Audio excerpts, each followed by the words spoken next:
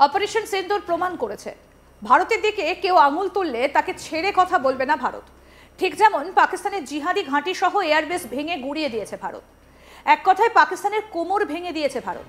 এই আবহে তুরস্ক পাকিস্তানকে অস্ত্র দিয়ে সাহায্য করেছে, আর তুরস্কের এই ভূমিকাকে ভারত মোটেই ভালো চোখে দেখছে না, সেটাও ঠাড়ে ঠোড়ে বুঝিয়ে দিয়েছে ভারত।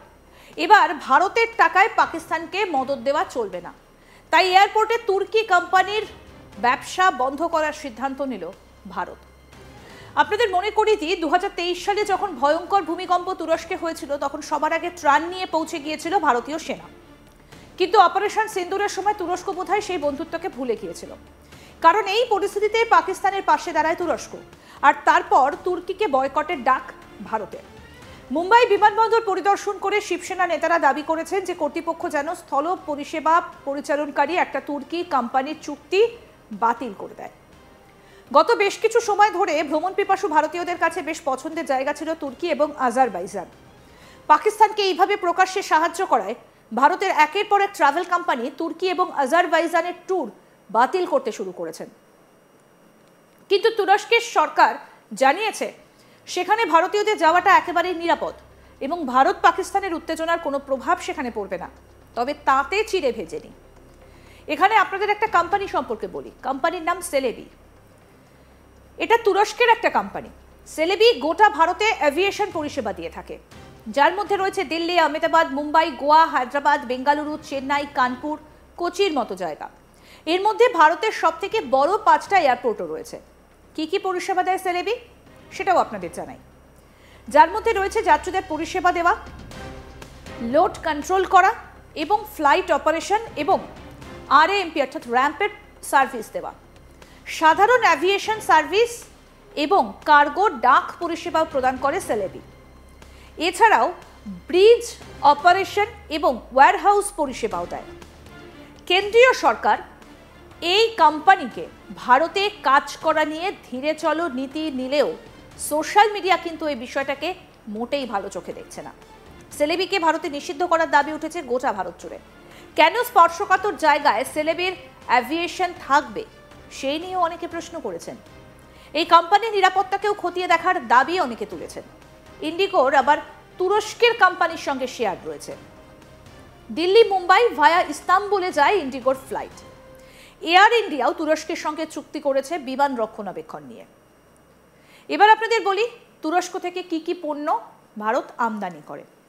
তুরস্ক থেকে ভারত মূলত ভোজ্য জ্বালানি তেল, নানা যন্ত্রাংশ, সিমেন্ট, নিউক্লিয়ার রিঅ্যাক্টর, বিভিন্ন অজৈব রাসায়নিক পদার্থ, প্লাস্টারের বিভিন্ন উপকরণ সহ আপেল, একাধিক ড্রাই ফ্রুটস এবং পশু খাদ্য আমদানি করে। তবে সাম্প্রতিক সময়ে শত্রু দেশ পাকিস্তানকে ভারতের বিরুদ্ধে সর্বোত্তমভাবে সাহায্য করার কারণে তুরস্কের সঙ্গে বাণিজ্য বন্ধের জল্পনা তুঙ্গে উঠেছে। সেই সঙ্গে বহু ব্যবসায়ী বলছেন দেশের আগে কিছু নয়, তুরস্ক থেকে আমদানি বন্ধ করা হোক। এবার আপনাদের জানাবো ভারত থেকে কি কি যায় তুরস্কে। ভারত থেকে মূলত যানবাহন, উন্নত প্রযুক্তির যন্ত্রাংশ, নানান রাসায়নিক, বিভিন্ন ক্ষেত্রে প্রয়োজনীয় ওষুধ, পোশাক, শিল্পের জন্য ম্যানমেড সুতো, ইঞ্জিনিয়ারিং সরঞ্জাম, বিভিন্ন ইলেকট্রনিক গুডস সহ নানান পেট্রোকেমিক্যাল পণ্য আমদানি করে তুর্কি ভারত থেকে। এশিয়ার বৃহত্তম মার্বেল বাণিজ্য কেন্দ্র হিসেবে পরিচিত উদয়পুরের ব্যবসায়ীরা তুরস্ক থেকে মার্বেল আমদানি করার সিদ্ধান্ত নিয়েছিল। এর কারণ হলো পাকিস্তানের প্রতি তুরস্কের সমর্থন। উদয়পুর মার্বেল প্রসেসর্স কমিটির সভাপতি কপিল সুরানা বলেছেন, কমিটির সকল সদস্য সর্বসম্মতিক্রমে সিদ্ধান্ত নিয়েছেন যে যতক্ষণ পর্যন্ত টার্কি পাকিস্তানকে সমর্থন অব্যাহত রাখবে ততক্ষণ পর্যন্ত এর সঙ্গে বাণিজ্য করা হবে না। তিনি আরও বলছেন, ভারতে আমদানি করা মোট মার্বেলের প্রায় 70% আসে তুর্কি থেকে, কিন্তু এখন এই আমদানি বন্ধ করা হচ্ছে। তুরস্ক প্রকাশ্যে পাকিস্তানকে সমর্থন করার পর বয়কট তুর্কি প্রচার এখন গোটা দেশ জুড়ে গতি পেয়েছে। মহারাষ্ট্রের পুনে থেকে রাজস্থানের উদয়পুর পর্যন্ত ব্যবসায়ীরা তুরস্ক থেকে আমদানি করা পণ্য বর্জন করে অর্থনৈতিক ফ্রন্টে তুরস্ককে উত্তর দেওয়ার সিদ্ধান্ত নিয়েছেন। সংস্থার মতে মহারাষ্ট্রের পুনের ব্যবসায়ীরা তুর্কির থেকে আমদানি করা আপেল বিক্রি সম্পূর্ণরূপে বন্ধ করে দিয়েছেন। এই আপেলগুলো স্থানীয় বাজার থেকে উধাও হয়ে গেছে এবং গ্রাহকেরাও এগুলো বর্জন করেছেন। প্রতি বছর পুনের ফলের বাজারে তুর্কি আপেলের প্রায় 1000 থেকে 1200 কোটি টাকার অংশ থাকে, কিন্তু এখন এই ব্যবস্থা স্থবির হয়ে পড়েছে। গাজিয়াবাদের শাহিবাবাদ ফল বাজারের ব্যবসায়ীরাও তুরস্ক থেকে আপেল এবং অন্যান্য ফলের আমদানি বর্জনের সিদ্ধান্ত নিয়েছে।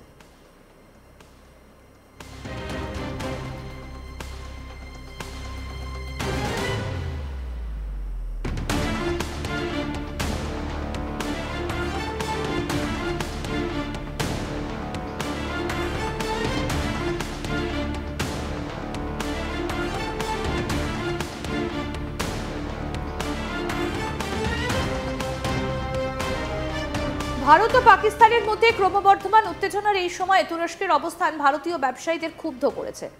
তুরস্ক প্রায়ই পাকিস্তানকে সমর্থন করছে। এমন পরিস্থিতিতে উদয়পুরের মার্বেল ব্যবসায়ীদের এই পদক্ষেপ কেবল একটা অর্থনৈতিক সিদ্ধান্ত নয়, বরং একটা কৌশলগত বার্তা যে ভারত এখন প্রত্যেকটা স্তরে তার বিরোধীদের জবাব দিতে এক কথায় প্রস্তুত।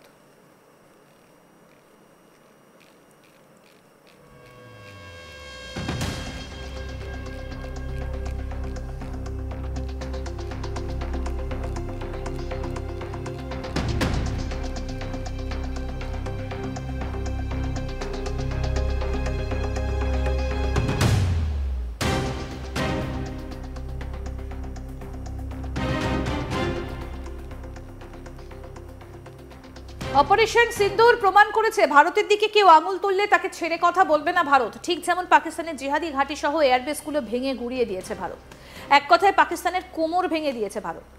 এই আবহে তুরস্ক পাকিস্তানকে অস্ত্র দিয়ে সাহায্য করেছে, আর তুরস্কের এই ভূমিকাকে ভারত মোটেই ভালো চোখে দেখছে না।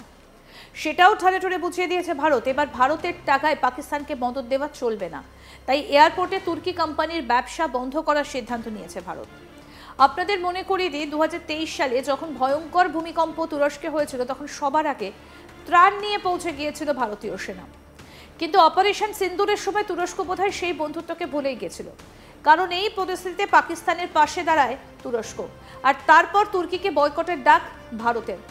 মুম্বাই বিমানবন্দর পরিদর্শন করে শিবসেনা নেতারা দাবি করেছেন যে কর্তৃপক্ষ যেন স্থল পরিষেবা পরিচালনকারী একটা তুর্কির কোম্পানির চুক্তি বাতিল করে দেয়। গত বেশ কিছু সময় ধরে ভ্রমণ পিপাসু ভারতীয়দের কাছে বেশ পছন্দের জায়গা ছিল তুর্কি এবং আজারবাইজান। পাকিস্তানকে এইভাবে প্রকাশ্যে সাহায্য করায় ভারতের একের পর এক ট্রাভেল কোম্পানি তুর্কি এবং আজারবাইজানের ট্যুর বাতিল করতে শুরু করেছেন। কিন্তু তুরস্ক সরকার জানিয়েছে সেখানে ভারতীয়দের যাওয়াটা একেবারে নিরাপদ এবং ভারত পাকিস্তান উত্তেজনার কোনো প্রভাব পড়বে না।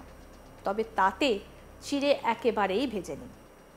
আরও আপডেট পেতে দেখতে থাকুন আজ তাক বাংলা। সাবস্ক্রাইব করুন, নোটিফিকেশন পেতে বেল বাটন অপশন প্রেস করুন, হোয়াটসঅ্যাপেও ফলো করুন আজ তাক বাংলা। ভিডিওটা লাইক করুন, শেয়ার করুন, কমেন্ট করুন।